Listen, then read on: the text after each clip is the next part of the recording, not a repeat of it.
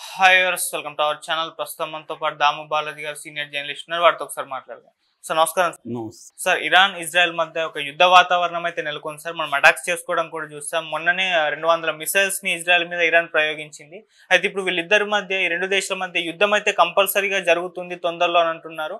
ఒకవేళ యుద్ధం కానీ జరిగితే దాని ప్రభావం భారతదేశం మీద ఏ విధంగా ఉంటుంది? మరి దాన్ని ఇండియా ఏ విధంగా హ్యాండిల్ చేస్తుంది సార్? ఇరాన్ ఇజ్రాయెల్ ఈ ఇద్దరి మధ్య వార్ అయితే అనివార్యంగా కనిపిస్తుంది. ఈ వార్ ఏ స్థాయిలో ఉంటుంది, దీని ప్రభావం ఎలా ఉంటుంది అనేది ఇప్పుడే చెప్పలేం, కానీ వార్ మాత్రం ఖచ్చితంగా ఉంటుంది. దీనికి ఇటీవల డెవలప్మెంట్స్ చెప్పుకోవాలంటే సింపుల్గా మనకి లాస్ట్ ఇయర్ అక్టోబర్ 7న హమాస్ ఒక ఉగ్రదాడి ఇజ్రాయెల్ మీద చేసింది. దాంట్లో 1200 మంది చనిపోయారు. దానికి అట్లాగే కొంతమందిని బందీలుగా కూడా తీసుకెళ్ళింది హమాస్.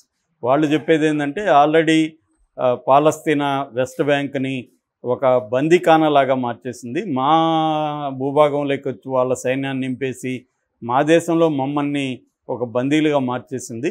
అట్లాగే ఇటు గాజాలో కూడా కంప్లీట్గా దిగ్బంధనం చేసేసి మాకు ఏ రకమైన మెడిసిన్స్ కావచ్చు, నిత్యావసర సరుకులు కావచ్చు, ఇవన్నీ రాకుండా ఆపేసింది. దాంతో మేము ఏం చేయాలో మాకు పాలుపోని పరిస్థితి ఉంది. రెండోది, మా వాళ్ళని చాలామందిని వాళ్ళ జైళ్ళల్లో, ఇజ్రాయెల్ జైళ్ళల్లో బంధించింది. వీటన్నిటి వల్ల మేము దాడి చేశామని వాళ్ళ ఎక్స్ప్లెనేషన్ వాళ్ళు ఇచ్చారు. అయితే దీంతో ఇజ్రాయెల్ ఏం చేసిందంటే పెద్ద ఎత్తున ఆల్అవుట్ వార్ ప్రకటించింది గాజా మీద. గాజా ప్రజలందరినీ, విపరీతమైన సామాన్య ప్రజలను ఓచుకోత కోయడం అనేది చేసింది. 41,000 మందిని ఇప్పటివరకు చంపింది. దాదాపు 1,00,000 మంది తీవ్రంగా గాయపడ్డారు. భూమి మీద నరకం అనే పరిస్థితిని అక్కడ క్రియేట్ చేసింది. మందులు లేవు, వాళ్ళకి నిత్యావసర సరుకులు లేవు, ఇన్ఫ్రాస్ట్రక్చర్ లేదు. దాదాపు 20,000 మంది పిల్లలు చనిపోయారు. మిగతా 40,000-50,000 మంది పిల్లలు అంగవికలరు, గుడ్డివాళ్ళు, కుంటివాళ్ళు ఇలాగ అయిపోయారు. ఒక దారుణమైన పరిస్థితిని అక్కడ ఇజ్రాయెల్ సృష్టించింది. దీనికి వ్యతిరేకంగా యుఎన్ఓ కావచ్చు, లేకపోతే ఇంటర్నేషనల్ కోర్ట్ ఆఫ్ జస్టిస్ కావచ్చు, అంతర్జాతీయ సమాజం అంతా కూడా ఇజ్రాయెల్ని వార్ క్రిమినల్గా డిక్లేర్ చేసి ఇజ్రాయెల్ మీద తీవ్రమైన విమర్శలు చేస్తున్నప్పుడు కూడా ఇజ్రాయెల్ ఏమాత్రం వెనక్కి అడుగు వేయలేదు. దీనికి ప్రధాన కారణం అమెరికా ఇజ్రాయెల్కి సపోర్ట్ చేస్తుంది. అమెరికా కూడా అప్పుడప్పుడు చెప్తుంది వార్ని విరమించండి, యుద్ధ విరమణ చేయండి, అవన్నీ చెప్తుంది, కానీ అది కేర్ చేయట్లేదు ఇజ్రాయెల్. అమెరికా సలహా చెప్పినట్టు నటిస్తుంది, ఇజ్రాయెల్ విన్నట్టు నటిస్తుంది తప్ప ఇజ్రాయెల్ వినదు. అమెరికా కూడా దానికి సంబంధించి ఏమీ చేయదు. అదే వేరే వాళ్ళు వినకపోతే మాత్రం అమెరికా ఆంక్షలు విధిస్తుంది. ఇరాన్ మీద ఆంక్షలు ఉన్నాయి, రష్యా లాంటి దేశాల మీద కూడా అమెరికా ఆంక్షలు విధిస్తుంది. ఇజ్రాయెల్ మీద మాత్రం విధించదు. దీనికి ఒక కారణం ఏంటంటే అమెరికాలో ఉన్న పెట్టుబడిదారుల్లో దాదాపు 25% వరకు జ్యూస్ ఉన్నారు, యూదులు ఉన్నారు. వాళ్ళ ప్రెజర్ అమెరికా మీద బలంగా ఉంటుంది.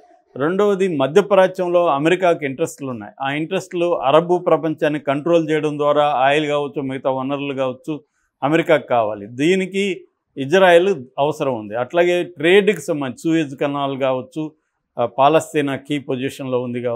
వీటన్నిటి వల్ల ట్రేడ్ని కూడా కంట్రోల్ చేయడానికి ఈ ప్రాంతంలో అమెరికాకి ఇంట్రెస్టులు ఉన్నాయి. అట్లాగే జియో పొలిటికల్గా ఇంట్రెస్టులు కూడా అమెరికాకు ఉన్నాయి. వీటన్నిటి రీత్యా అమెరికాకు అవసరం. అది ఇజ్రాయెల్కి తెలుసు కాబట్టి అమెరికా మాట ఇజ్రాయెల్ వినదు.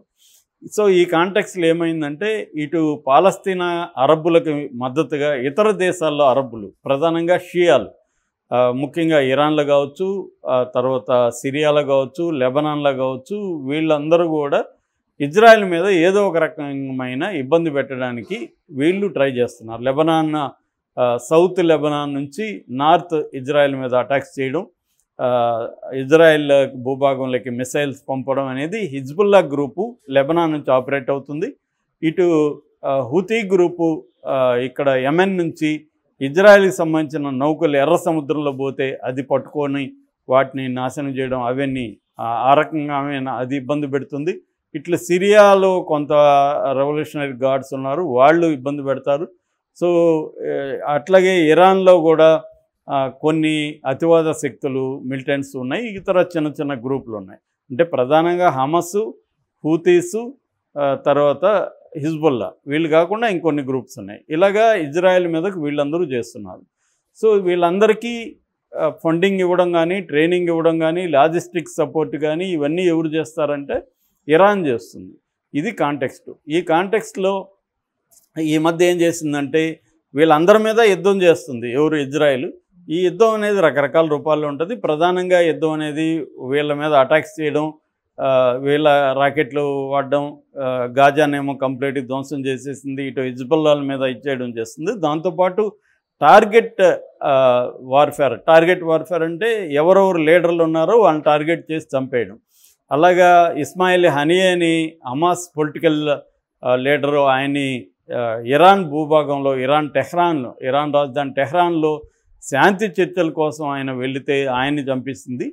ఆ తర్వాత హిజ్బుల్లాకు సంబంధించి 9 మంది కమాండర్లు ఉంటే 8 మందిని చంపేసింది. చివరికి వాళ్ళ సెక్రటరీ జనరల్ ఆయన హసన్ నస్రల్లా, ఆయన 32 ఏళ్ళుగా పోరాడుతున్నాడు. 32 ఏళ్ళుగా ఆయన ఒక కరిస్మాటిక్ ఫిగర్, మొత్తం అరబు ప్రపంచంలో ఆయన ఒక హీరో. ఆయన్ని టార్గెట్ చేసి 6 బిల్డింగులు, సిమిలర్ బిల్డింగులు కట్టుకొని ఆయన ఒక బిల్డింగ్లో బంకర్లో 60 అడుగుల బంకర్లో అంటే సెకండ్ లేయర్లో ఉంటున్నాడు. ఆయన్ని టార్గెట్ చేసి ఆయన్ని సక్సెస్ఫుల్గా చంపేసింది. సో ఎప్పుడైతే చంపేసి రెండవది భూభాగంలో కూడా, లెబనాన్ భూభాగంలో కూడా ల్యాండ్ వార్ కూడా స్టార్ట్ చేసింది. సో దీంతో లెబనాన్లో వందల కొలది ప్రజలు చనిపోయారు. దాదాపు ఇప్పటికే 2000 మంది పైన లెబనాన్ ప్రజలు చనిపోయారు, వేలాది మంది గాయపడ్డారు. దాదాపు 10 లక్షల మంది నిర్వాసితులైపోయి పారిపోయే పరిస్థితి ఏర్పడింది లెబనాన్లో. సో దీంతో ఇప్పుడు ఇరాన్ అనేకసార్లు హెచ్చరిస్తుంది, మీరు ఆ గాజాలు ఆపండి, లెబనాన్ మీద దాడులు ఆపండి అని. ఇజ్రాయెల్ మాట వినట్లేదు, అంతర్జాతీయ సమాజం చెప్పినా ఇజ్రాయెల్ వినట్లేదు. కాబట్టి వీళ్ళు అటాక్ చేశారు.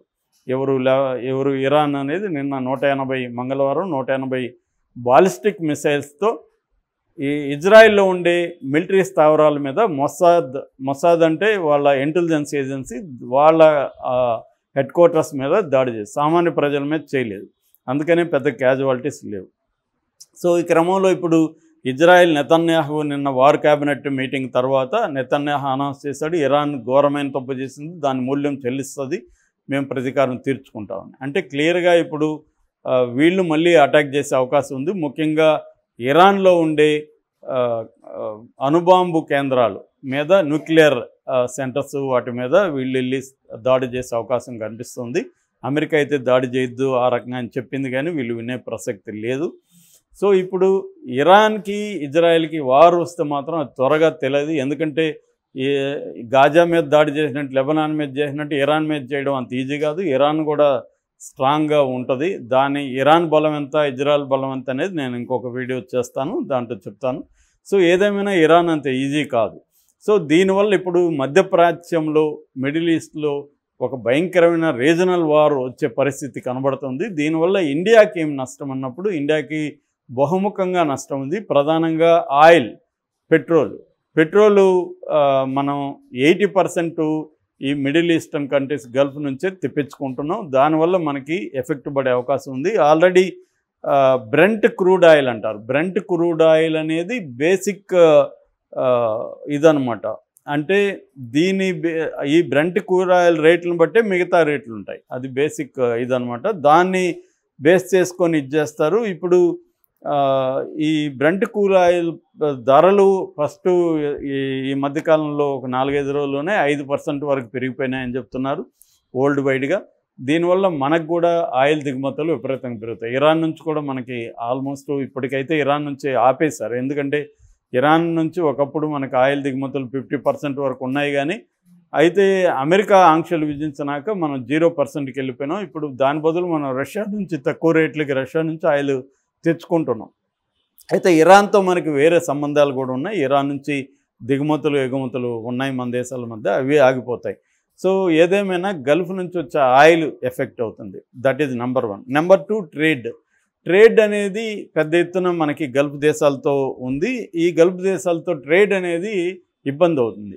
ముఖ్యంగా రేట్లు విపరీతంగా పెరిగిపోతాయి. ఎందుకంటే ఇటు ఎర్ర సముద్రంలో హుతీ తీవ్రవాదులు అక్కడ షిప్పుల్ని ఆక్యుపై చేసేస్తున్నారు, కిడ్నాప్ చేస్తున్నారు, హైజాక్ చేస్తున్నారు. దాంతో ఇప్పుడు షిప్పులన్నీ కూడా కేప్ ఆఫ్ గుడ్ హోప్ ద్వారా తిరిగి రావాలి. కేప్ ఆఫ్ గుడ్ హోప్ ద్వారా తిరిగి రావాలంటే 15 to 20% సరుకుల మీద రేట్లు పెరిగిపోతున్నాయి.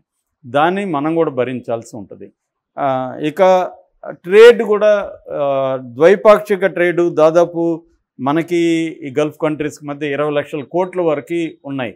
అంటే మనం టెక్స్టైల్స్ కావచ్చు, ఎరువులు కావచ్చు, ఎరువులు, నేచురల్ గ్యాసు, చమురేమో మనం దిగుమతి చేసుకుంటాం.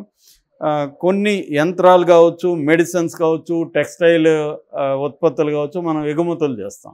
ఈ రెండు కూడా దెబ్బతినే అవకాశం ఉంది. మన దిగుమతులు దెబ్బతిన్నప్పుడు ఏమో దిగుమతులు రేట్లు పెరుగుతాయి, ఎగుమతులు దెబ్బతిన్నప్పుడు ఏమో ఎగుమతులు సంబంధించిన ఇది అవుతుంది. ఆ రకంగా మన ట్రేడ్ అనేది దెబ్బతింటుంది. అట్లాగే ఇరాన్లో ఉండే చాబహార్ పోర్ట్ అనేది మనకి ఇంపార్టెంట్. ఎందుకంటే ఆ పోర్టు ద్వారా మనం మిగతా దేశాలకి రవాణా మన సరుకుల్ని చేయగలుగుతాం. అది చేయడం వల్ల మనం పాకిస్తాన్ని అవాయిడ్ చేయగలుగుతాం. అంటే ఆఫ్ఘనిస్తాన్, మధ్య ఏసియా వీటి వాణిజ్యం అనేది ఈ చాబహార్ పోర్టు నుంచి వెళ్తుంది. దానివల్ల మనం పాకిస్తాన్లోకి వెళ్ళాల్సిన పరిస్థితి లేదు. ఇప్పుడు కానీ ఆ చాబహార్ను మూసేస్తే మనం మళ్ళీ పాకిస్తాన్ గుండా వెళ్ళాలి. దానివల్ల మనకు అనేక ప్రాబ్లమ్స్. సో ఆ ట్రేడ్ దెబ్బతింటుంది. మూడవది 90 లక్షల మందికి పైగా, అంటే దాదాపు 1 కోటి మంది మన ఇండియన్స్ గల్ఫ్ కంట్రీస్లో పనిచేస్తున్నారు. ఇరాన్లో కూడా కొంతమంది ఉన్నారు. ఈవెన్ ఇజ్రాయెల్లో కూడా దాదాపు 1,00,000 మంది వరకు ఇజ్రాయెల్లో కూడా ఉన్నారు. ఆ మధ్య ఖతార్లో ఉన్న వాళ్ళంతా కూడా ఇజ్రాయెల్కి తరలించింది మన ప్రభుత్వం. సో వీళ్ళు ఎఫెక్ట్ అయ్యే అవకాశం ఉంది. ఎందుకంటే ఓన్లీ ఇజ్రాయెల్ మాత్రమే ఇరాన్ మీద బాంబు లేదు కదా, ఇరాన్ కూడా ఇజ్రాయెల్ మీద వేస్తుంది. వాళ్ళ ప్రజలు కూడా పెరిగే కొద్దీ జనావాసాల మీద కూడా పడతాయి. ఆ రకంగా మన వాళ్ళకి ఇబ్బంది. అట్లాగే వీళ్ళల్లో ఎక్కువ మందిని తరలించడం కూడా మేజర్ టాస్క్ అయిపోతుంది. అందువల్ల అక్కడ పనిచేసే మన ఎంప్లాయీస్కి ఇబ్బంది. దీనివల్ల ఏమవుతుందంటే ఇంకొక ఎఫెక్టు, వాళ్ళు పంపించే డాలర్స్, ఫారిన్ నిల్వలు అనేవి మనకు పడిపోతాయి. ఎందుకంటే దాదాపు 1 కోటి మంది పనిచేస్తున్నారు. వాళ్ళు మనకి లక్షల డాలర్స్లో మనకి ఇండియాకి కరెన్సీ వస్తుంది, ఫారిన్ కరెన్సీ. అదంతా కూడా మనకి ఇబ్బంది అవుతుంది. ఆ రకంగా కూడా ఇండియా ఎకనామిక్గా లాస్ అవుతుంది. ఇక ఫైనల్గా దౌత్య సంబంధాలు మన వాళ్ళు ఇండియాతో, మన ఇరాన్తో, ఇజ్రాయెల్తో ఒక రకంగా సమాన స్థాయిలోనే సంబంధాలు ఉన్నాయి. కొద్దిగా ఎక్కువగా ఇజ్రాయెల్తో ఉన్నాయని చెప్పొచ్చు. ఎందుకంటే ఇజ్రాయెల్ నుంచి యుద్ధ పరికరాలు, యుద్ధ యంత్రాలు, తర్వాత టెక్నాలజీ, ఇవన్నీ కూడా మనం దిగుమతి చేసుకుంటున్నాం. ఆ రకంగా మనకి ఇజ్రాయెల్తో మంచి సంబంధాలు ఉన్నాయి. మొన్న కూడా సెప్టెంబర్ 30 మన ప్రధానమంత్రి నెతన్యాహుకి ఇజ్రాయెల్ ప్రధానమంత్రి ఫోన్ చేశాడు, మాట్లాడాడు. సో ఒక పక్క ఇరాన్తో కూడా మనకు మంచిగా సంబంధాలు ఉన్నాయి. కానీ ఇప్పుడు ఇరాన్తో ఇబ్బందులు వచ్చినా, ఇటు ఇజ్రాయెల్తో వచ్చిన ఇబ్బందే మనకి. అంటే బ్యాలెన్స్గా ఉండడం కష్టమైపోతుంది. ఏదో ఒక సైడ్ తీసుకోవాలని పరిస్థితి. ఎందుకంటే ఇజ్రాయెల్కి ఏమో అమెరికా సపోర్ట్ చేస్తుంది, వెస్ట్రన్ కంట్రీస్ అంటే ఫ్రాన్స్ కావచ్చు, ఇంగ్లాండ్ కావచ్చు, జర్మనీ కావచ్చు ఇజ్రాయెల్కి సపోర్ట్ చేస్తున్నాయి. రష్యా, చైనా లాంటివి ఇక్కడ ఇరాన్కి సపోర్ట్ చేస్తుంది. కొన్ని గల్ఫ్ దేశాలేమో తటస్థంగా ఉండడానికి ట్రై చేస్తున్నాయి, కొన్ని ఏమో ఇజ్రాయెల్కి సపోర్ట్గా ఉంటున్నాయి, కొన్ని ఏమో ఇండియా. ఇవి అన్నిట్లో కూడా ఇండియాకి మంచి సంబంధాలు ఉన్నాయి. ట్రేడ్ అనేది ఇదైంది. తర్వాత మనం ఎకనామిక్ కారిడార్ ఒప్పందం కూడా G20 కంట్రీస్తో ఒప్పందం మనం గల్ఫ్తో